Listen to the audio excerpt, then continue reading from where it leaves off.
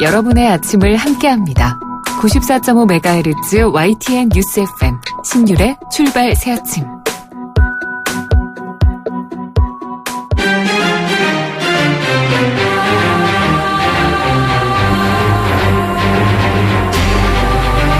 매일 아침을 뉴스로 깨웁니다. 신율의 출발 새아침. 더워도 너무 덥습니다. 어제 주무시다가 더위 때문에 중간중간에 잠을 깨신 분들이 아마 대다수일 것 같은데요. 이런 더위 때문에 충분한 수면을 취하지 못해서 잠에 좀 부족한 분들이 많을 것 같은데, 이럴 때 특히 주의할 점 바로 운전이라고 합니다. 이 운전 여러분 오늘 주의하셔야 될 것 같고요. 그리고 오늘 역시 불쾌지수 상당히 올라갈 것 같은데요. 이런 날씨 속에서 정치권마저 국민들을 짜증나게 만들면 정말 힘들어질 겁니다. 그래서 하는 말인데요. 정치권은 이 더운 여름 국민들의 짜증을 불러일으켜서 정치를 외면하는 현상을 심화시키는 행위 삼가해야 될 거란 생각입니다. 이런 거는 좀 도와줄 수 있는 거 아닌가 하는 생각이 드는데요.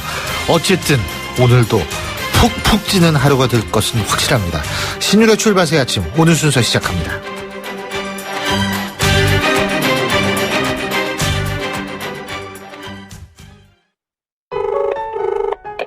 아들, 뉴욕은 지금 몇 시야? 수정아, 축하해! 자기야, 나도 사랑해. 소중한 순간은 달라도 더 생생하게 나누고 싶은 마음은 같으니까 전 001합니다.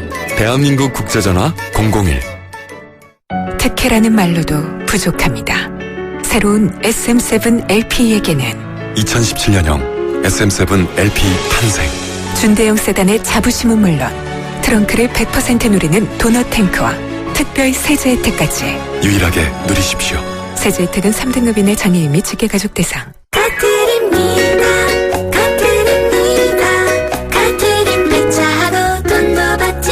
폐차하고 보상금 받는 카트리, 재활용으로 자연도 살리는 카트리, 돈도 벌고 자연도 지키는 폐차 전문 브랜드 카트리. 1522-5454 카트리로 폐차하세요. 1522-5454. 세호야, 너 세일인데 왜 안 왔어? 네? 가격 좋아, 무이자 좋아, 왜 안 왔어? 모르는데 어떻게 가요? 앵콜, 롯데하이마트 전국 동시 세일. 왜 왔어? 티블레어를 5대나 주는데 어떻게 안 와요? 7월 25일부터 31일까지. 하이마트로 가요. 경품은 행사기간 매장 방문 고객 중 응모자 대상. 자세한 사항은 매장 문의. YTN 라디오 신율의 출발 새아침. 지금까지 들어온 뉴스 정리해 보겠습니다. 백병규 시사평론가 스튜디오에 모셨습니다. 어서 오십시오. 안녕하십니까? 예, 우리나라하고 미국의 사드 배치를 결정한 이후에 우리나라하고 중국의 외교장관이 라오스 비엔티엔에서 처음으로 자리를 같이 하죠? 맞습니다. 이 아세안 지역 안보 포럼에 참석하기 위해서 이제 간 자리인데요. 한중 외교장관 어제 이제 그 심야 회담을 가졌습니다. 예. 왕이 중국 외교부장이 그 사드 배치에 대해서 상당히 좀 직설 화법으로 이야기를 했다고 그러죠. 그 쌍방의 신뢰의 그 기초에 해를 끼쳤다. 유감스럽다. 한중 관계를 그 수호하기 위해서 그 한국 측이 어떤 실질적 행동을 취할지에 대해서 들어보려 한다. 이렇게 말했다고 합니다. 예. 네, 왕이 외교부장이 이 같은 발언, 사실상 뭐 사드 배치를 중단해 줄 것을 이제 그 요청한 발언으로 해석이 되고 있는데요. 예. 윤병세 외교부 장관 역시 그 원론적인 입장을 재확인을 했다고 그러죠.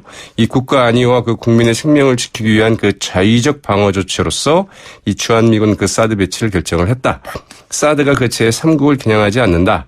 이런 우리의 기존 입장을 이제 그 재차 밝혔다고 그러는데요. 예. 네, 오늘은 그 한일 외교장관 회담이 이제 있을 예정입니다. 위안부 재단 문제가 거론될 것으로 이렇게 알려져 있죠. 북한의 리용호 외무상.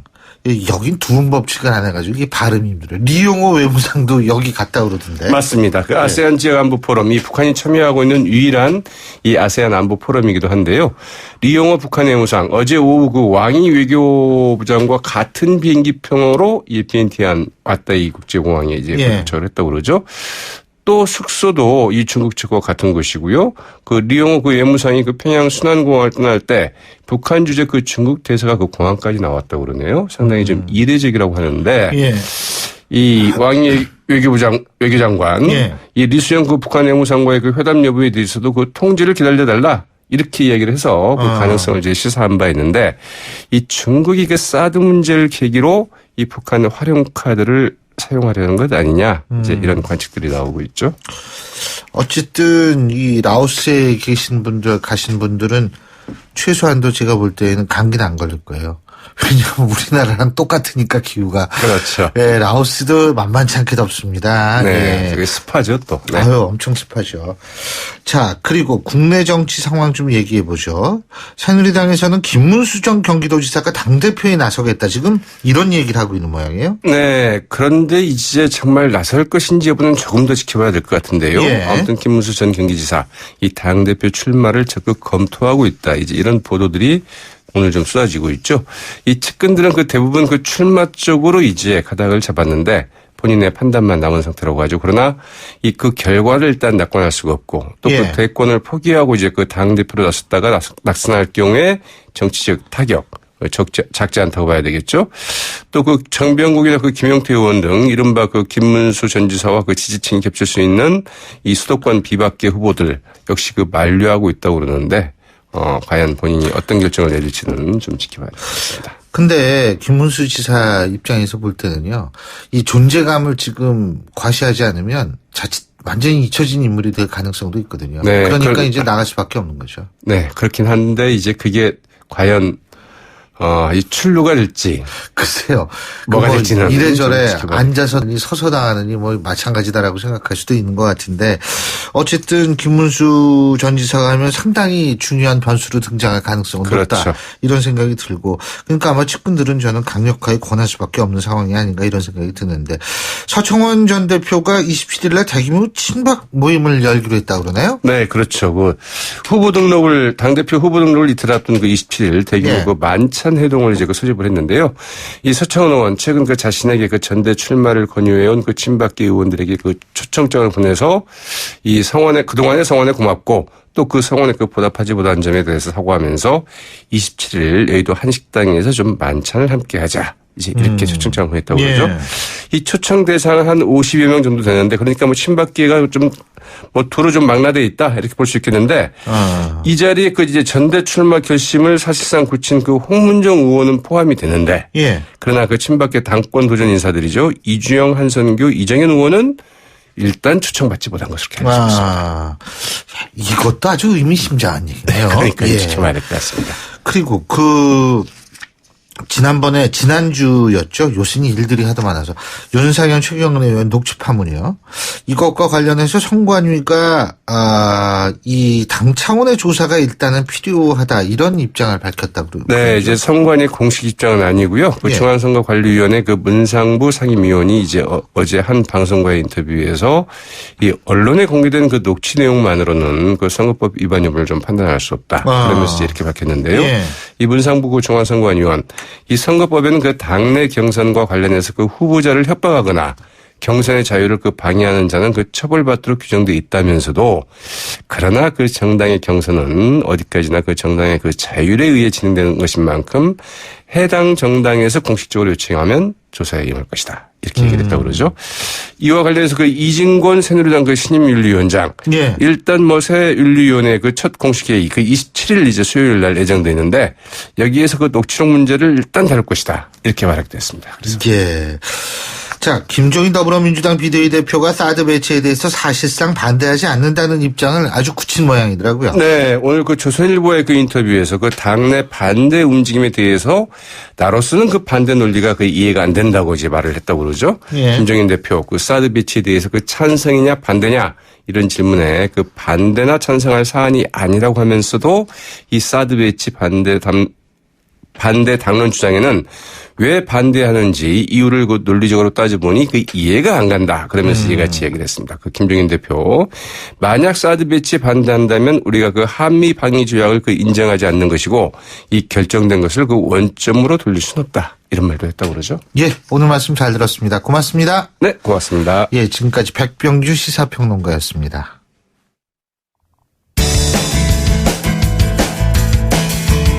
여러분은 지금 FM 94.5MHz로 방송되고 있는 신율의 출발 새 아침을 듣고 계십니다.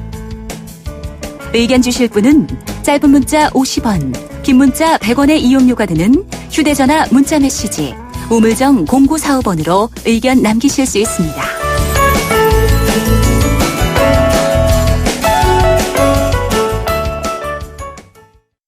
제가 오늘 방송 서두에 더워도 너무 덥다고 말씀을 드렸는데 진짜 덥습니다 요새. 근데 더 더우신 분들이 있습니다. 바로 전당대회에 출마하셔가지고 정말 뜨거운 이 주말을 보내실 수밖에 없었던 분들이 바로 이분들 아닐까 싶은데요. 자, 오늘은 새누리당 전당대회 출사표를 던지고 지금 어깨동무 캠프를 꾸린 분이죠. 새누리당 정병국 의원 전화 연결합니다. 정 의원님 안녕하세요. 예, 안녕하세요. 정병국입니다. 어깨동무 캠프가 뭐예요, 이거? 예, 예, 제가 지금 그 수직적인 그 사회적 관계로 인해서 갑질 시대라고 하지 않습니까? 지금 여러 가지 갑을 관계로 인해서 많은 고통을 받는 사람들이 있는데 이러한 수직적 관계를 끊고 수평의 시대를 열겠다라고 하는 게 이번 캐치플레이즈거든요. 국민이 강한 수평 시대를 열겠다 하는 게 이제 캐치플레이즈인데 또 저희 캠프에는 여러 그 그룹에서 함께 온 연합군이라고 할 수 있을까요? 그런 사람들이 모여 있어요. 그래서 함께 어깨동무하고 수평의 시대를 열어가자 하는 의미로 어깨동무 캠프로 이름을 붙였습니다. 예, 그렇군요. 함께 하는 거야 뭐 좋죠. 예. 요새 OECD 국가들 대상으로 조사를 해봤더니 어려울 때 기댈 수 있는 가족이나 친구가 없다라고 대답한 게 우리나라가 상당히 높은데요. 예. 참, 그게 참. 자, 근데 말이에요. 김문수 전 경기도지사가 출마하는 모양이에요. 예, 그런 그 뉴스를 오늘 아침에 봤습니다. 어떻게 보세요? 글쎄요, 뭐 갑작스러운 일이라서 예. 아니 근데 뭐 발표를 봐야죠, 뭐. 예. 근데 만약에 김문수 전 경기도지사 제가 볼 때에는 나설 가능성이 높다라고 보거든요. 근데 만약 나서게 됐을 경우에는 판이 어떻게 흔들릴 거라고 보세요? 뭐 영향은 미치겠으나 지금 기존에 뭐 저희 같은 경우에는 오랫동안 준비를 해왔고. 그렇기 때문에 갑작스럽게 나오신다라고 하면 그게 어떤 영향을 미칠지 아직 가름하기가 쉽지가 않네요. 반대하시는 건 아니에요? 아니 반대를 하고 안 하고 하는 문제는 아니죠. 이 출마를 하시겠다 하는 데 대해서 누구는 되고 누구는 안 되고 그런 거는 없고요. 그럼 뭐 여러 가지로 고려를 하셔야 되겠죠. 그렇군요. 그리고 서청원 전 대표는 내일 모레 대규모 친박회동을 연다 그러는데 여기에는 홍문종 의원은 가는데 아마 이정현 의원이나 한성규 의원이나 이런 분, 이주영 의원이나 이런 분들은 빠지는 모양이에요. 어떻게 보십니까? 이런 것 같아요. 제가 이제 그쪽 분들의 몇 분 얘기를 들어보니까 지난번 서청원 의원님의 출마를 하라라고 이렇게 권유했던 사람들. 그런 분들을 모아서 불출마 선언을 하셨지 않습니까?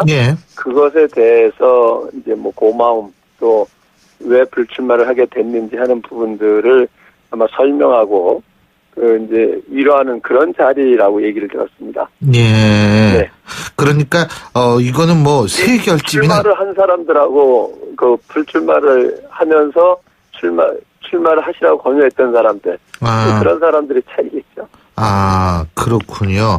그러니까 이게 새 결집이다 이런 차원하고 조금 다르다 이렇게 보시는 거네요. 그죠? 저는 그렇게까지 보고 싶지는 않고요. 서청원 대표님이 지금 국회에서 최다선 의원님이시고 그렇죠. 당에서 어른이시니까 지금 친박의 마탱을 자임하고 계시는데 이제는 이것을 계기로 해서 친박 마탱이 아니라 국회의 마탱으로서 역할을 하셨으면 하는 생각입니다. 그렇죠. 자, 그리고 또 한 가지는 뭐냐면 지금 윤상현, 최경환, 현기환 전 수석의 녹취록 파문이요. 이 문제인데 지금 정진석 원내대표 같은 경우에 입장이 조금 여기 소극적이지 않나라는 얘기들이 많이 나오는데 이 진상조사 어떻게 보십니까? 윤리에서 당의 윤리에서 일단은 이 부분에 대해서 진상조사를 해야 되고요. 그것에 따라서 조치를 해야 된다고 봅니다. 윤리위 지금 이진곤 신임 윤리위원장이요. 이 문제부터 다룰 것이다 이런 얘기를 하더라고요. 그렇게 좀 말씀하셨어요. 그래서 저는 잘 처리를 하시라고 봅니다. 잘 처리라는 게 그러니까 진상조사를 하고. 그리고 그렇습니다. 검찰에 고발할 거 있으면 고발하고 이겁니까? 법적 조치를 해야 되면 해야 되겠죠. 예, 그렇군요. 근데 이게 당내에서 만일 문제가 있다라고 했을 때에는 징계 수위가 어느 정도 돼야 되나요? 그거는 당원 당규에 따라서 녹취록 그 자체 가지고 어디까지 징계를 해야 되는지 하는 것은 윤리에서 당원 당규에 따라 판단을 해야죠. 예. 제가 예단하기는 그러니까 예단하는 건 옳지 않고요. 예. 네. 그리고 김무성 전 대표가 이런 얘기한 모양이더라고요. 비주류 후보 가운데 누가 1등한지 보고 1등한 사람은 밀겠다 이런 얘기 했던데 이 부분은 어떻게 들으셨어요? 예? 그런 생각이라고 봅니다. 이 지금 당이 이기는 편이 우리 편인데 비주류 이런 차원이 아니라 혁신 대 반혁신으로 저는 보고요. 혁신을 해야 되는데 혁신 세력들 중에서 당연히 혁신을 하기 위해서는 당선 가능성 있는 사람하고 함께 해야 되는 거 아니냐 그런 뜻이라고 봅니다. 당선 가능성 있는 사람과 함께한다. 결국 이거는 뭐냐면 김무성 전 대표 같은 경우에는 대선 후보 경선에 출마를 하겠다. 이런 것과 연관되어 있는 거 아니에요? 결국은 왜 비주류라고 하느냐 하는 것은 당선 가능하게 혁신할 수 있는 세력이냐 가치 중심을 가지고 가치를 중심으로 해서 함께 할 수 있느냐 하는 부분을 가지고 봐야 되지 않겠습니까? 예, 그렇군요. 예. 그리고 지금 정병국 의원께서는 내년 대선 전에 개헌을 반드시 이루어내겠다 이런 얘기를 하셨더라고요. 예, 그렇습니다. 가능하다고 보십니까? 쉽지는 않은 일이라고 봐요. 그러나 지금 야당이나 국회의장께서나 우리 여당 내에서도 그런 분위기가 아주 팽배되어 있고요. 다만 우리가 이 구체적 로드맵을 그리지 않으면 이게 또 유야무야 이렇게 넘어갈 수가 있어요. 그런데 여러 가지 정치적 상황으로 봤을 때 올해 안에 9월 정기국회 열리자마자 바로 이 개헌특위를 구성을 하고요. 연말까지 개헌에 대해서 안을 논의하고 그 다음에 내년 상반기에 4월 달에 재보궐선거 때 같이 국민투표를 연결을 하게 되면 저는 대선 전에 무난하게 개헌을 할 수 있다고 봐요. 지금 특별히 그것에 대해서 반대를 하거나 하는 분들이 없거든요. 따라서 대통령께서 조금만 더 이 부분에 대해서 관심을 가지시면 저는 가능하다고 봅니다. 자, 그리고 요새 우병우 청와대 민정수석에 대해서 여러 가지 기사들이 많이 나오고 있는데 이 부분은 어떻게 처리해야 된다고 보세요? 여러 차례 제가 언급을 했습니다마는 대통령을 모시는 사람의 입장에서 어떤 게 대통령께 도움이 되는가를 우선 판단을 해야 된다고 봐요. 일단은 대통령 모시는 사람에게서 구설수가 나온다 하는 것은 대통령의 부담이 되는 거죠. 그렇다라고 하면 알아서 처신을 해야 된다. 일단 물러나서 시시비비를 갈 게 있으면 물러나서 해야 되는 것이 옳다 이렇게 봅니다. 알겠습니다. 그리고 이제 김영란법 이제 요번 주에 아마 헌재 결정이 날 거예요. 그죠? 예, 헌재 결정이 나는데 사실 국회의원 빠진 부분 가지고 말들이 많던데 이런 김영란법 이거 어떻게 좀 보완이 돼야 된다고 보세요?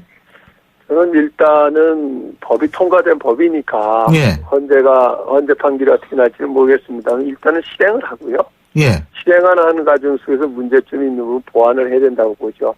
지금 실행도 하기 전에 예단을 해서 이것을 다시 개정을 해야 되냐 하는 거는 옳지 않고 일단 실행을 해보고 실행하는 과정 속에서 문제점이 있다라고 하면 그때 고쳐도 늦지 않다 이렇게 생각합니다. 근데 국회의원들은 지금 빠진 상태로 계속 일단은 좀 가는 모양이죠. 빠진 게 아니죠. 그러니까 이거 무조건 다 빠진 거는 아니고요. 지금 완전히 제외됐다라고 생각을 하는데 그게 아니에요. 그거 어떻게 된 거죠? 그러니까 예를 들어서 이제 청탁의 범위라고 하는 거죠. 그러니까 예를 들어가지고 민원 이제 국회의원들은 민원을 현장에서 늘 접하지 않습니까? 그런 부분들까지도 청탁으로 보느냐 안 보느냐 이런 차이인데요. 이런 부분들도 이제 실행을 하고 나서 문제점이 있다고 하면 보완을 해야 되겠죠. 예, 어쨌든 이 김영란법 때문에 또 걱정하시는 이 농민들이나 축산업자라든지 네, 아니면은 화훼업자라든지 이런 분들이 많으시더라고요. 예, 맞습니다. 예, 합리적인 어떤 그 방향으로 이게 좀 갔으면 좋겠다는 생각이 많이 드는데 말이에요. 예. 자, 그리고 마지막으로 한 가지만 더 여쭙겠습니다. 예. 외통위에 오래 계셨는데, 예, 그 중국 왕이 외교부장이 윤병철 외교부 장관하고 그 라오스에서 회담을 했지 않습니까? 예, 그렇습니다. 근데 이제 중국이 아마 그런 모양이에요. 한국 측의 행위는 상호 신뢰 기초에 해를 끼쳤다. 어떻게 들으셨습니까, 이거? 현재 결과론적으로 사드 문제가 다시 이런 그 외교적 그 지형을 바꾸고 있다고 지금 보는데요. 예. 그렇기 때문에 제가 2년 전서부터 사드 문제를, 전 사드는 그 배치를 해야 된다고 보는 입장인데, 예. 배치를 하더라도 중국으로 하여금 우리가 명분을 갖고 중국을 압박을 해야 된다고 봤던 거예요. 예. 그래서 만약에 북한이 핵실험을 지속한다라고 하면 우리는 사드라도 배치를 해서 그걸 막아야 된다라는 입장을 2년 전부터 중국에게다 좀 압박을 하고 예. 만약에 중국도 함께 북한 핵실험이라든가 미사일 발사를 막아달라. 만약에 너희들이 협조를 하지 않는다라고 하면 우리는 사드 배치할 수밖에 없다라고 하면서 우리가 명분을 구축해 나가야 된다고 끊임없이 정부에게 요구를 했거든요. 예. 그런데도 불구하고 전혀 우리는 사드에 대해서 그 논의한 적도 없고 배치할 생각도 없다 하던 사람들이 지난 연말까지 그랬단 말이에요. 예. 갑자기 이것을 배치하게 되니까 국내적으로도 갈등이 되고 또 국제적으로도 주변국하고의 관계 속에서 우리가 그 사드를 지렛대로 전략적으로 활용할 수 있었는데도 불구하고 전혀 활용하지 못한 것들이 이런 국면을 가져왔다고 저는 생각을 합니다. 예, 잘 알겠습니다. 오늘 말씀 여기까지 듣죠. 고맙습니다. 예, 감사합니다. 예, 지금까지 이 당대표 출마를 선언하신 분이죠. 새누리당 정병국 의원과 함께했습니다. 신율의 출발새 아침 1부 순서 여기서 줄입니다. 잠시 뒤 2부에서 뵙죠. 록비드 면역은 높아도 안 돼요. 안 돼요. 면역은 낮아도 안 돼요. 안 돼요. 녹용 추출 성분 록비드 록비드. 본 제품은 건강기능식품 광고입니다. 안녕하세요, 마마무입니다. 진학과 취업이 고민이신 분들을 마마무가 응원합니다. 나의 꿈은 폴리텍. 세상을 바꿔가는 모든 기술 폴리텍 대학 함께 가요. 누구나 원하는 최고의 인재 여기 아름다운 그대가 있어요. 미코텍 폴리텍 난 그대만의 폴리텍. 이 캠페인은 고용노동부와 한국폴리텍대학이 함께합니다. 소통의 아침을 여는 공정한 목소리. 신율의 출발 새 아침. 신율의 출발새 아침 2부 순서 먼저 광고부터 들으시죠.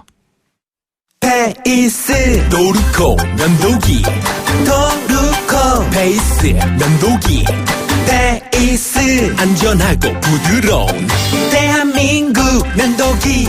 안전하고 부드러운 면도 그 이상을 경험하세요. The Shaving Innovator Dorco Pace.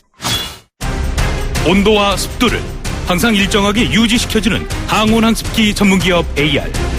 전산센터, 반도체 공장, 미술관, 박물관, 귀중품 보관실을 30년 축적된 기술로 AR이 지켜드립니다.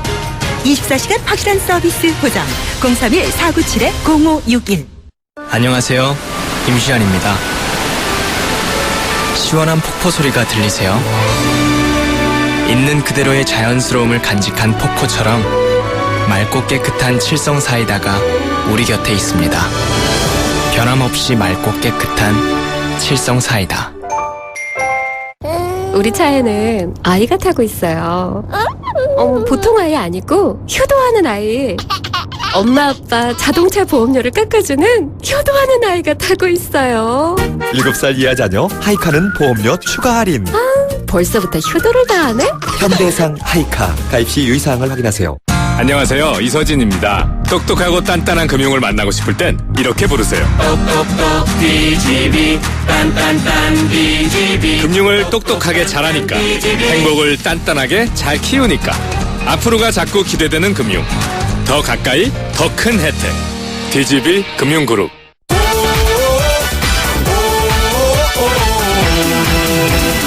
오산과 동탄을 함께 누리지요 초중고교가 가깝지요 실속 저간에 놀라지요 오산의 중심에서 동탄까지 누리는 스마트한 선택 오산 센트럴 푸르지오 8월 오픈 푸르지오 대우건설 똑똑 따라 불러보세요. LG 디오스 김치 톡톡송. 배추김치 톡톡 유산균이 톡톡 동치미 톡 갓김치 톡 오이김치 톡 유산균이 12배 더 많아? 진짜 맛있는 김치 유산균이 톡톡 감칠맛이 톡톡 LG 디오스 김치 톡톡 다시 월요일 아침이 돌아왔습니다. 자, 7시 39분 20초 지나고 있는데요. 자, 푹푹 치는 월요일 아침 교통 상황 알아봐야겠죠. 김재윤 캐스터. 네, 출발 새 아침 교통정보입니다. 푹푹 쉬는 날씨만큼이나 교통 상황도 좋지 않습니다. 특히 서울 외곽순환고속도로는 고장차 여파까지 받고 있는데요. 일단 판교에서 일산 쪽으로 가는 길, 안양터널에서 수리터널까지는 교통량이 많아서 밀리고 있고 장수 부근 4차로에서는 고장난 화물차 처리 중에 있기 때문에 이 뒤쪽으로 3km 구간 여파를 받습니다. 고장차 지점을 지나서도 송내까지는 쭉 정체가 되고 있고 이후로도 계양부터 김포요금소까지 다시금 밀립니다. 반대편 일산에서 쪽으로는 계양부터 송내, 조남에서 수리터널, 다시 안양터널에서 청계요금소, 평촌에서 청계요금소 지날 때까지 21km 구간 주춤하고 있고요. 또한 구리에서 판교 쪽으로 이동하는 길도 퇴계원부터 상일, 광암터널부터 서하남까지 16km 구간 밀립니다. 경인고속도로 서울 쪽으로도 부천에서 신월까지는 정체가 되고 있고요. 인천 쪽으로 가는 길도 부천 부근에서 주춤했다가 다시 서운부터 서인천까지 8km 구간 밀립니다. 이 뒤쪽으로 이어지는 국회대로에도 교통량이 꾸준한 편인데요. 여의도 쪽으로 진입하는 길 신월나들목 부근과 목동교 부근에서 차량 밀리고 있고 이 주변의 서부간선도로 도심 쪽으로는 안양교부터 성산대교 남단까지 조금 긴 구간에서 밀리고요. 외곽 쪽으로는 양평교 부근부터 목동교 지날 때까지 시속 30km 안팎입니다. 출발 새 아침 교통정보였습니다. YTN 라디오 신율의 출발 새 아침. 예, 최근 부산 해안을 따라서 가스 냄새가 퍼지면서 주민들의 신고 빗발쳤다는 기사 여러분도 다 읽어보셨을 겁니다. 그런데요, 이제 이 냄새가 울산까지 간 모양입니다. 울산 일부 지역에서도 가스 냄새로 인한 신고 전화가 잇따랐다고 하는데, 근데 문제는 원인을 아직 알 수가 없다는 거죠. 그래서 도대체 이 악취의 원인은 어떤 것일 가능성이 있는지, 시민들의 안전에는 문제가 없는 것인지 전문가 연결해서 입장 들어보겠습니다. 국립부경대학교 환경대기학과 오재호 교수 전화 연결합니다. 오 교수님 안녕하세요. 네, 안녕하세요. 예, 이 부경대 부산에 있는데 이 네. 교수님도 가스 냄새 맡으셨어요? 예, 지난 목요일 날 퇴근 무렵에 예. 연구실에서 나설 때 가스 냄새가 심하게 났습니다. 어느 정도 심했어요? 머리가 아프고 막 속이 미식거리고. 그럴 정도는 아니었고요. 예. 그냥, 이게 가스 유출이 있구나, 이런 생각이 들고, 그래서 제가 같이 동행했던 학생들한테, 실험실 다 체크를 해보라. 또, 혹시나 주변에 담배 피우는 학생이 있으면, 담배불을 끄는 게 좋겠다. 이렇게. 이야기할 정도였습니다. 불 붙을까봐. 네네.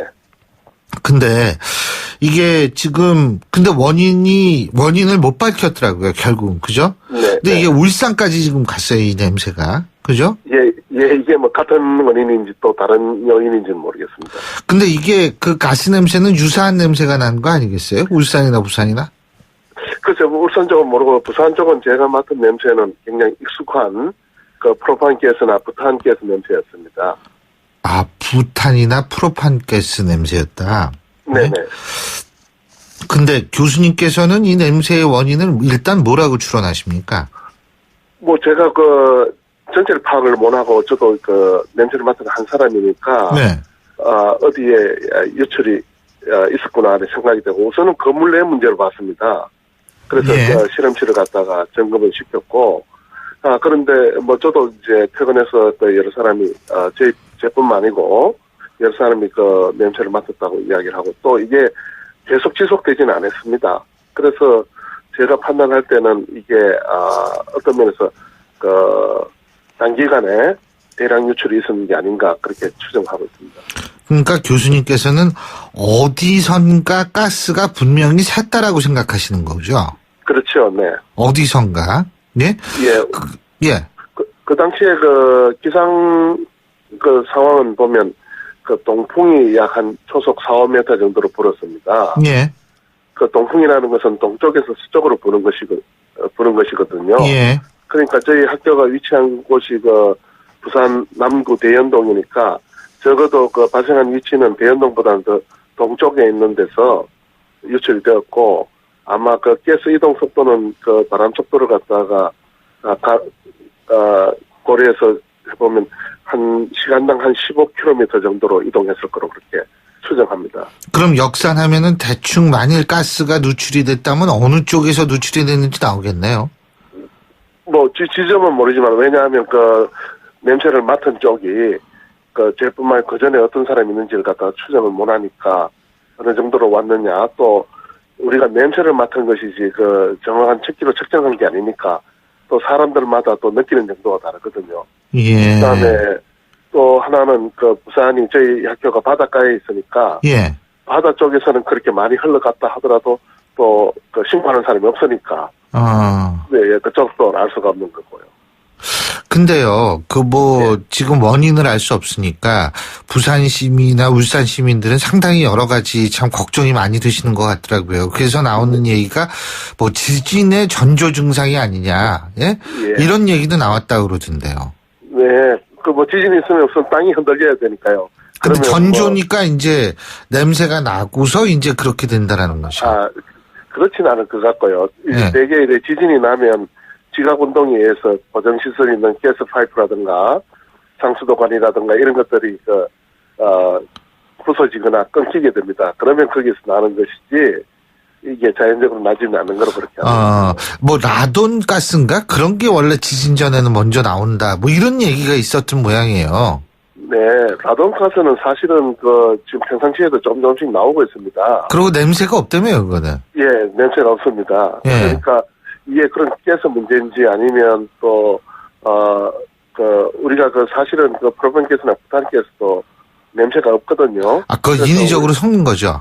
네네. 그래서 인위적인 섞은 화학 물질이 유출된 것인지, 가스가 유출된 것인지 그것도 지금 파악이 안 되고 있습니다. 그러니까 원래 그냥 자연스러운 상태에 놔두면은 프로판 가스라든지 부탄 가스도 냄새를 못 맡는 거죠. 그죠? 네. 근데 위험할까봐 일부러 인위적으로 냄새를 섞는데, 교수님께서 지난번에 부산에서 맡으셨던 냄새는 바로 인위적으로 냄새를 섞은 부탄이나 프로판 가스의 냄새였다. 이 말씀이신 거죠, 그러니까. 예, 저는 그렇게 느꼈습니다. 예. 자, 그렇다면, 제가 좀 궁금한 게요. 그 냄새 섞이는 거는 전 세계적으로 똑같은 냄새를 섞습니까? 그건 제가 잘 모르겠습니다. 그렇지만. 왜 그러냐면, 외국 프로판 가스나 이 부탄 가스를 싣는 탕크로리 같은 게 이렇게 지나갔다든지, 예?